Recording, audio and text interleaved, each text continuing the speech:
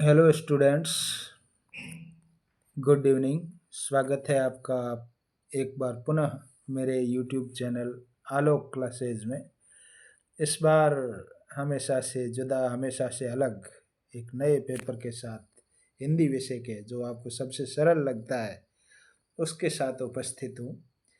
जिस तरह का पेपर अर्धवार्षिक परीक्षा में आएगा उसकी तर्ज पर, उसके पैटर्न पर आयोजित ये पेपर लेकर मैं आपके बीच पहुंचा हूं। कक्षा 8वीं के लिए और हिंदी विषय का ये मॉडल पेपर अर्धवार्षिक में आने लायक, और 30 अंक का रहेगा ये पेपर। ये टेस्ट भी होगा आपका इसका कल। और मैं पहले चालू करने से पहले दोहरा देता हूँ कि कोई भी विद्यार्थी लिखने में शाब्दिक त्रुटि नहीं करेगा। यानी जैसा अंकित लिखा हुआ है उस पे अ पे बिंदी की छोटा त, तो ऐसा का ऐसा आप सबको लिखना है। यानी जो शब्द हिंदी में जैसा आना चाहिए, भाषा विषयों में शब्दों की त्रुटियों के, मात्राओं के, बिंदी नहीं लगाई, उस उन सब के अंक काटे जाते हैं। इसलिए आप प्रयास करना कि कम से कम त्रुटि हो या न हो तो बहुत अच्छी बात है। चलिए चालू करते हैं, पेपर हमारा हल करते हैं। सबसे पहला सभी प्रश्न करने हैं, अंक सामने अंकित है। सही विकल्प का चयन कीजिए, यानी बहुविकल्पी प्रश्न आपके सामने है। सबसे पहला प्रश्न है, बस की यात्रा पाठ के लेखक कौन है? कामतानाथ, अटल बिहारी वाजपेयी, भगवती चरण वर्मा, हरिशंकर परसाई। तो इनमें से जो भी है, कामतानाथ है तो अ राइट, अटल बिहारी है तो ब राइट, लेकिन हमें मालूम है कि हरिशंकर परसाई है इस पाठ के लेखक, इसलिए आएगा द। सारे गांव में खाली जगह छोड़ रखी, मुझे सबसे अच्छा आदमी लगा। ये लाख की चूड़ियां पाठ में से प्रश्न उठाया है। सारे गांव में मुझे बदलू सबसे अच्छा आदमी लगा, यानी स राइट है। फिर तीसरा प्रश्न, संज्ञा के भेद है, यानी आपको लिखना लिखना तो कुछ नहीं है, ऑप्शंस दे रखे हैं 2 3 4 1, कितने भेद है वो आपको करना है। तो संज्ञा के हम सब जानते हैं 3 भेद है, यानी ब राइट है, तो इस कोष्ठक में आएगा ब। इससे नीचे ले चलता हूँ, लेखक ने भगवान के डाकिए कहा है, किसको कहा है? पक्षी को, बादल को, दोनों को, या किसी को भी नहीं। तो हमने पढ़ा है पक्षी और बादल को लेखक ने भगवान के डाकिए कहा, दोनों को कहा है, यानी ये स ऑप्शन सही है, स।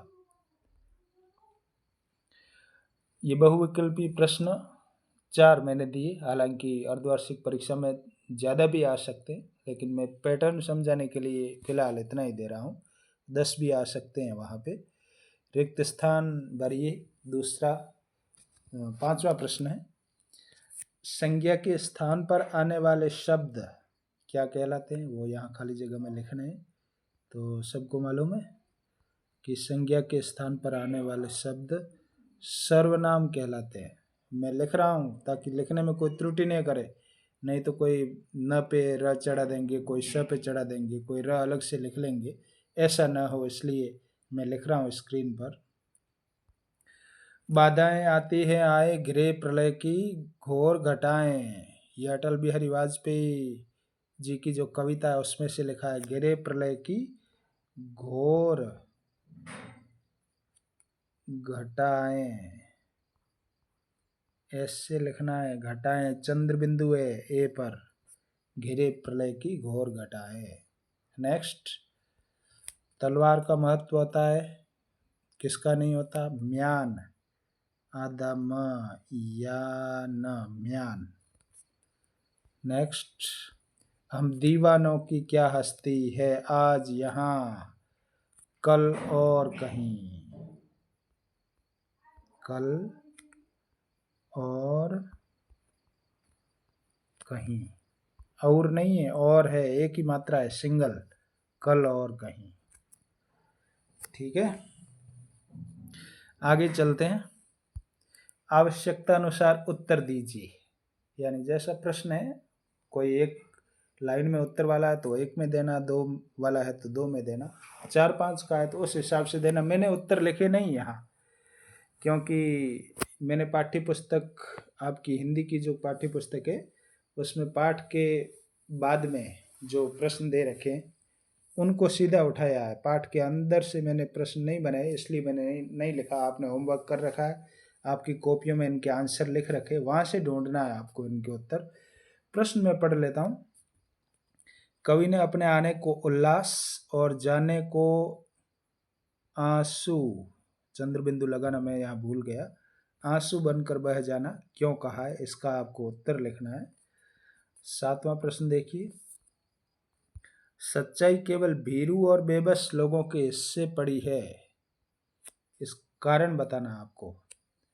सच्चाई केवल भीरू और बेबस लोगों के हिस्से पड़ी है, कौन से पाठ से है ये आपको ढूंढना है, चैप्टर पता लगाना है, फिर इसका आंसर पता लगाना। फिर चिड़िया चोंच में तिनका दबाकर उड़ने की तैयारी में क्यों है, वह तिनकों का क्या करती होगी। थोड़ा सा लॉन्ग आंसर है इसका, दोनों चीज़ें लिखनी है, एक तो उड़ने की तैयारी क्यों कर रही है और दूसरा तिनका जो चोंच में पकड़ रखा है उससे क्या करती होगी, ये कल्पना करनी है। दोनों चीज़ें लिखनी है आपको। 2 नंबर का ये प्रश्न है।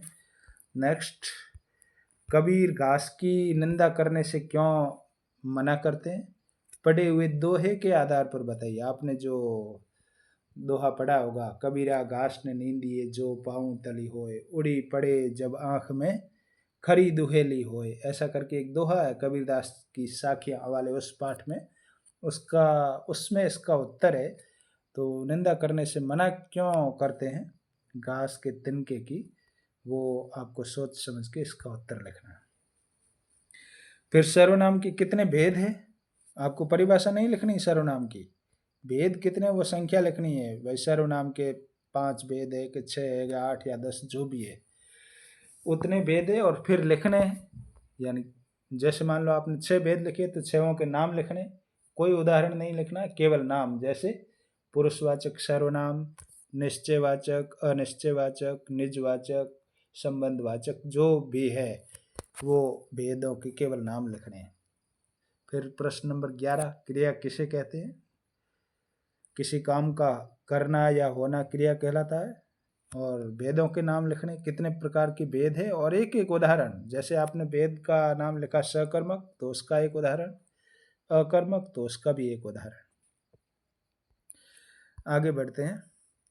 पर्यायवाची शब्द लिखिए। नीचे मैंने 4 शब्द दे रखे हैं, इनके पर्यायवाची आपको लिखने हैं 2-2। हो सकता है आपको ज़्यादा आते होंगे लेकिन आपको 2-2 लिखने। केवल आँख, जैसे हो गया आँख का नयन और नेत्र। इसी तरह दिन, दिन का दिवस और वार, ये 2 हो गए। फिर सूरज, सूरज का पर्यायवाची सूर्य होता है। एक और ढूंढना है आपको। और जल, जल के 2 पर्यायवाची शब्द लिखने, पानी और तोय, अम्बु, जो भी है। आगे बढ़ते हैं। सूरज के पर्यायवाची हमने ढूंढ लिए, जल के ढूंढ ली। सूरज का एक लिखा था सूर्य, भास्कर, ऐसे आप ढूंढना। आगे बढ़ते हैं। दिए गए शब्दों के विपरीतार्थक लिखिए।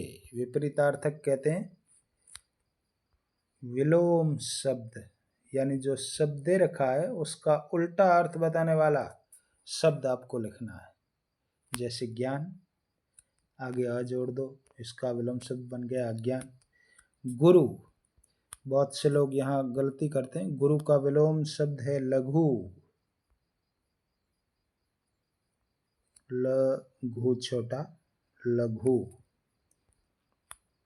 आज्ञा, आज्ञा का विलोम शब्द है अवज्ञा, अवज्ञा। और उपयोगी के आगे आप अनु जोड़ देना, अनुपयोगी, ये उपयोगी का विलोम शब्द हो जाएगा अनुपयोगी। घी।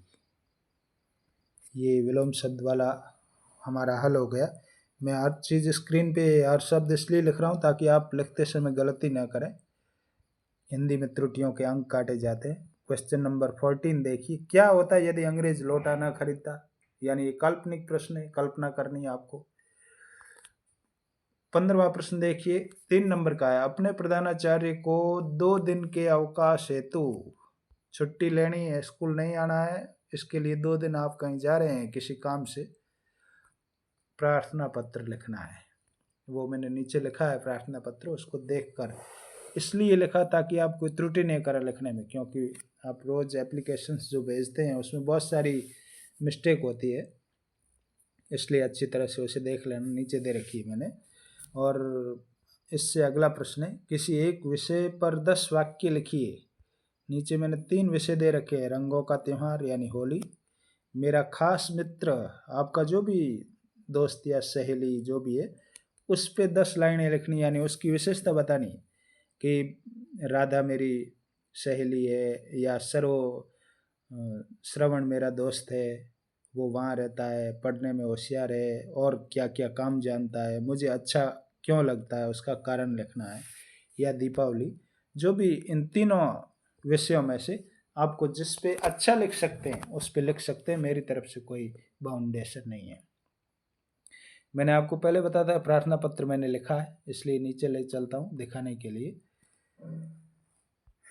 ये अब बारीकियां मैं समझा देता हूँ इसकी, कहाँ कहाँ गलती करते हैं हम। एक तो सेवा और मैं अलग अलग लिखना है, सेवा के साथ मैं नहीं लिखना है, कॉमा लगाना है। श्रीमान प्रधानाचार्य के बाद कॉमा, महात्मा गांधी राजकीय विद्यालय के बाद कॉमा, बड़ियाना के बाद खड़ी पाई। और यहाँ ध्यान दो, यहाँ जो लिखा गया ये तीनों एक सीध में लिखे गए हैं, आगे पीछे नहीं है, इसलिए आप भी इस पे ध्यान देंगे। फिर उसके बाद आता विषय, 2 दिन के अवकाशार्थ। अवकाशार्थ का मतलब होता है अवकाश के लिए, ये दिन लिखा हुआ है। महोदय जी, फिर कॉमा लगाना। सविनय निवेदन है कि छोटा है यहाँ पे, मेरे घर पर अति आवश्यक कार्य हो जाने के कारण मैं, डबल मात्रा बिंदी में, आगामी 2 दिवस, यहाँ लिखा है 2 दिवस तक विद्यालय में उपस्थित होने में असमर्थ हूँ। ये कारण लिख दिया कि मेरे घर पे जरूरी कार्य है, इसलिए मैं 2 दिन नहीं आ सकता हूँ। इससे नीचे, अतः श्रीमान जी से निवेदन है कि मुझे दिनांक 1 व 2 दिसंबर, आप मतलब ये तो उदाहरण दिया मैंने 1-2 दिसंबर का, आपको जब भी छुट्टी चाहिए वो तारीख लिखनी होती है। 2 दिसंबर 2024 को अवकाश प्रदान करावें, आपकी अति कृपा होगी। फिर धन्यवाद देना, आपको अवकाश मिल जाएगा इसलिए धन्यवाद।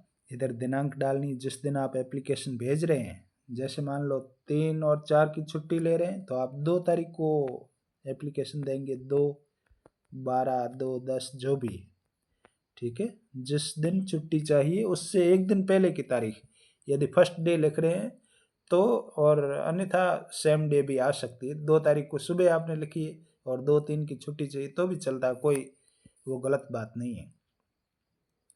फिर लड़का लड़की अपने हिसाब से लिखेंगे, आपका या आपकी, आज्ञाकारी या आज्ञाकारिणी, लड़कियां हैं तो आज्ञाकारिणी, शिष्य शिष्या, उसके बाद आपका नाम, कक्षा जिसमें आप पढ़ते हैं और रोल नंबर।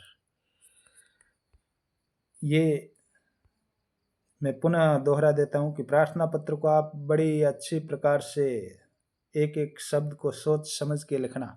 इसमें यदि किसी भी शब्द की त्रुटि पाई गई, एक की, कॉमा की भी, तो उसके अंक कटेंगे, खड़ी पाई नहीं लगी उसके अंक कटेंगे, मात्रा गलत लगी तो भी कटेंगे। इसलिए अच्छी तरह से रटना है, इसे समझना है, देखना है, समझना है।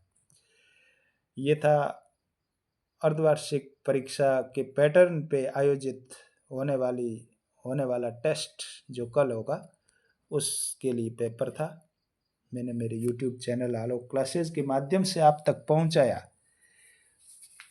सभी विद्यार्थी, वीडियो मेरा कैसा लगा इस पर टिप्पणी अवश्य करना, लाइक शेयर करना न भूलें। और यदि चैनल पे पहली बार आए हैं तो सब्सक्राइब करना भी न भूलें। धन्यवाद।